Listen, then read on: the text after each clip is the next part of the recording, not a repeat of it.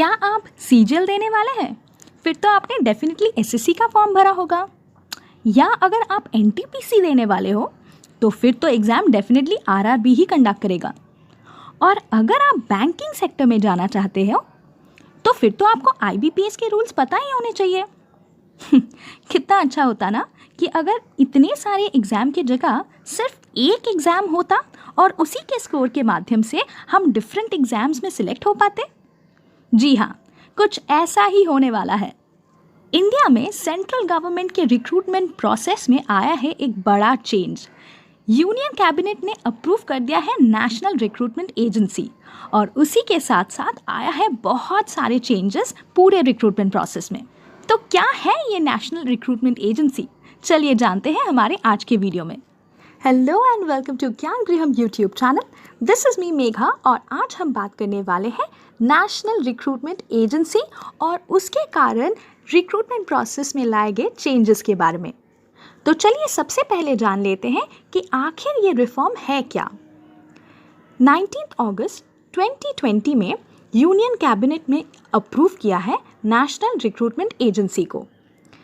अब से इसी नेशनल रिक्रूटमेंट एजेंसी के माध्यम से सेंट्रल गवर्नमेंट के डिफरेंट एग्जाम्स को कंडक्ट किया जाएगा। बैंकिंग सेक्टर, रेलवे सेक्टर और सेंट्रल गवर्नमेंट के डिफरेंट अदर डिपार्टमेंट्स में भी एग्ज़ाम्स कंडक्ट कराया जाएगा नेशनल रिक्रूटमेंट एजेंसी के माध्यम से।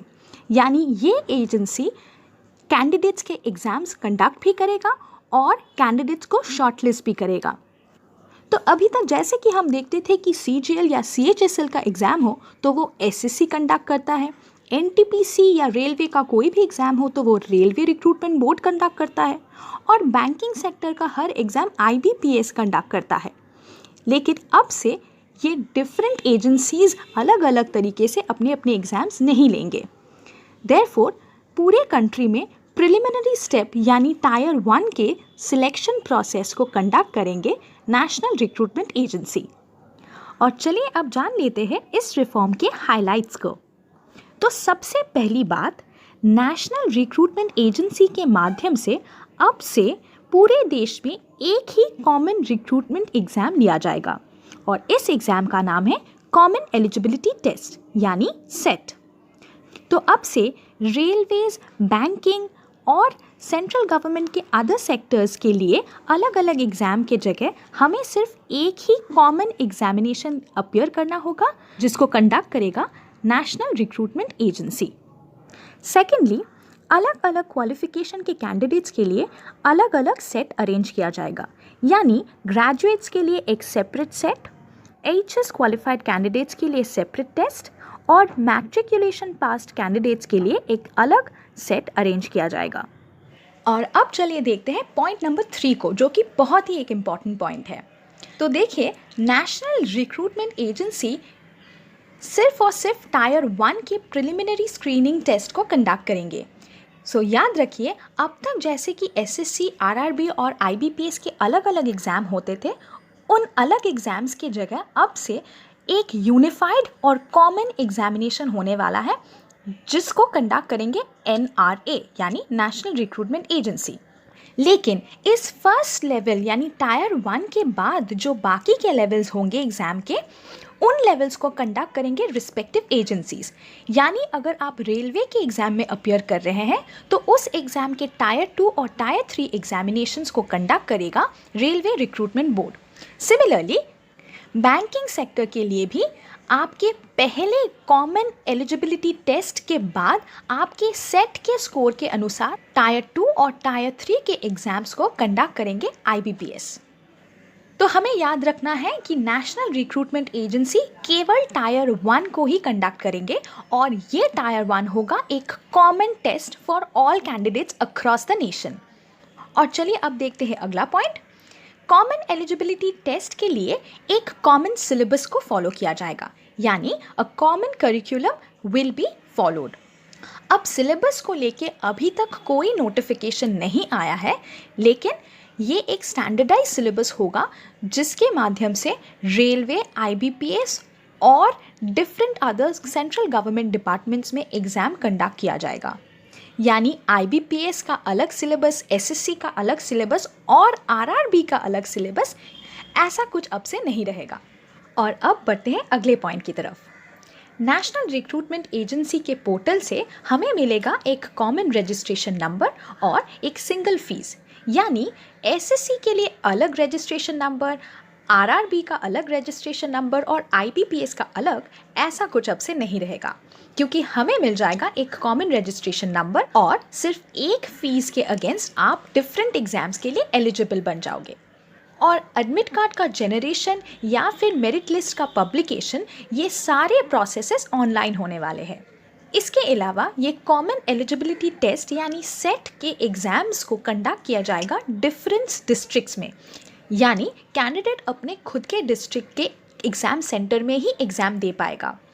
और इसको किया गया है कैंडिडेट्स के कन्वीनियंस के लिए, ताकि किसी भी कैंडिडेट को अपने डिस्ट्रिक्ट के बाहर जाके एग्ज़ाम देना ना पड़े। तो हर कैंडिडेट को मिलेगा अपने खुद के डिस्ट्रिक्ट में बैठ के एग्ज़ाम देने का मौका।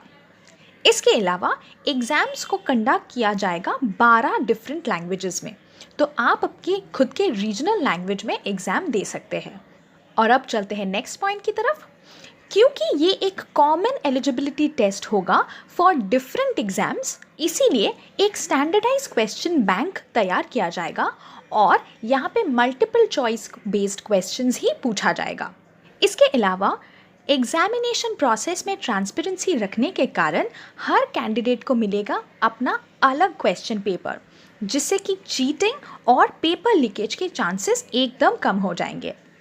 और अगला इम्पॉर्टेंट पॉइंट है, हमारा कॉमन एलिजिबिलिटी टेस्ट के स्कोर्स उस एग्ज़ाम के रिज़ल्ट के डिक्लेयर होने से 3 साल तक वैलिड होंगे, यानी एक टाइम के सेट के स्कोर्स अगले 3 साल तक वैलिड रहेंगे।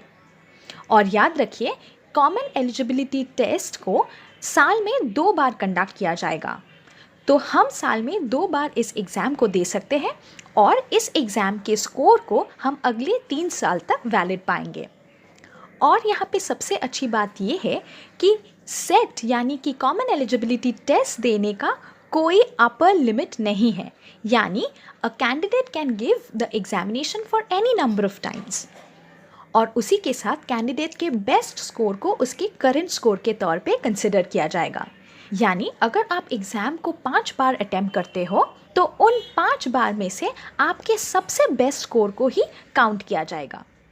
इसके अलावा different sections of the society जैसे कि SC, ST और OBC के लिए एज के रिलैक्सेशंस प्रेजेंट गवर्नमेंट नॉर्म्स के अनुसार रखा जाएगा। रूरल कैंडिडेट्स की सुविधा के लिए नेशनल रिक्रूटमेंट एजेंसी के पोर्टल में मॉक टेस्ट रखा जाएगा, ताकि रूरल कैंडिडेट्स कंप्यूटर फ्रेंडली बन सके। इसके अलावा सेट के स्कोर को फ़िलहाल तो यूज़ किया जाएगा RRB, IBPS और SSC के एजेंसीज़ के द्वारा, लेकिन कुछ ही साल में सेट के स्कोर को सेंट्रल गवर्नमेंट के बाकी रिक्रूटमेंट एजेंसीज़ भी यूज़ कर सकते हैं। और साथ ही सेट के स्कोर को स्टेट गवर्नमेंट रिक्रूटमेंट एजेंसीज़ और प्राइवेट सेक्टर्स भी यूज़ कर सकते हैं अपने रिक्रूटमेंट के लिए। तो ये था आज का हमारा वीडियो नेशनल रिक्रूटमेंट एजेंसी के ऊपर। ज़रूर कमेंट बॉक्स में कमेंट करके बताएगा कि आपको कैसा लगा हमारा ये वीडियो। अगर यूज़फुल लगा है तो हमारे चैनल को लाइक और सब्सक्राइब करना ना भूलिए। Thank you for watching.